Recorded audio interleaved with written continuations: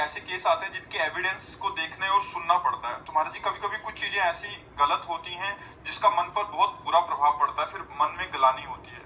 वो गलत मतलब आप महाराज जी एविडेंस देखने, क्योंकि ये न्याय देख रहे हैं, तो किसी ने प्रस्तुत किया, मतलब किसी जवान ने कुछ कर दिया, तो कुछ गलत भी हो सकता है महाराज जी, कुछ गंदी वो भी हो सकते हैं, तो उनको देखने पे फिर मन पे असर पड़ता है, बाद में ग्लानि होती है। नहीं, गिलानी तो नहीं आपको होनी चाहिए, क्योंकि आपने कोई गलत तो कार्य किया नहीं। जी उसमें ऐसी एविडेंस होती है जो मतलब जो आप निषेध करते हैं, आज के जिस तरह की ऑफेंसेस हो रही है उस तरह की एविडेंस होती है, उसको देखना पड़ता है, बार बार देख के उसके हिसाब से उसका चार्ज बनाना पड़ता है और फिर उसका आगे का निर्णय लेना पड़ता है। तो इसमें वीर बन करके, इसमें वीरता धारण करते हुए, बिल्कुल कठोर हृदय रखते हुए निर्णय करना चाहिए। उसमें बिल्कुल नहीं। 3 प्रकार की भगवान की लीलाएं हो रही, सात्विक लीला, राजसिक लीला, तामसिक लीला, मानुषिक लीला, राक्षसी लीला, दैवी लीला।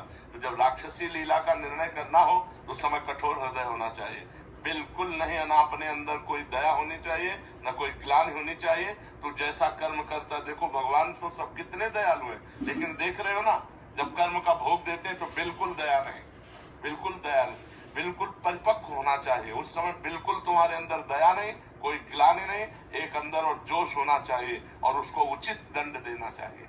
गुरु जी ऐसा लगता है कि आपकी वाणी सुन के कि कहीं हुए कोई अपराध तो नहीं करे, बार बार देखना पड़ता है, इसलिए नहीं नहीं नहीं नहीं नहीं नहीं नहीं, बिल्कुल अपराध नहीं। वो तो आपका कर्तव्य कर्म है और कर्तव्य कर्म करने के लिए भगवान ने आदेश किया है, इसलिए वो अपराध नहीं, वो आपकी पूजा है।